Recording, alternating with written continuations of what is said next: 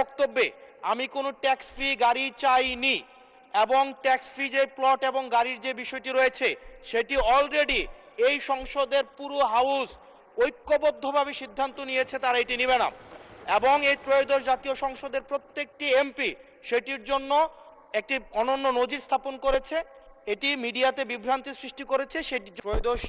ত্রয়োদশ জাতীয় সংসদ গঠিত হওয়ার পর সরকারি দল এবং বিরোধী দল প্রত্যেকেই একটা কমিটমেন্ট দিয়েছে বহুদিনের প্রচলিত যে ট্যাক্স ফ্রি গাড়ি এবং প্লট আমরা নিব না, এই বিষয়ে আমরা সিদ্ধান্ত নিয়েছি এবং গতকাল এই বিষয়টিকে সমর্থন জানানো পূর্বক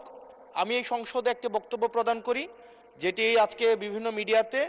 এটা একটা বিভ্রান্তি ছড়ানো হয়েছে। আমি আমার জায়গা থেকে যেই ট্যাক্স ফ্রি গাড়ি আমরা নিব না এবং প্লট এই সুবিধাটি যেটা আমরা নিব না, এই সিদ্ধান্ত সমর্থনপূর্বক আমি জানিয়েছি জেলা পরিষদের চেয়ারম্যান, উপজেলা পরিষদের চেয়ারম্যান, পৌর মেয়র,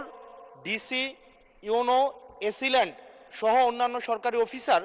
সরকারি কার্য পরিচালনা করার জন্য যেভাবে সরকারি একটি গাড়ি পেয়ে থাকে ঠিক একই প্রক্রিয়ায় আমাদের যারা সংসদ সদস্য আছে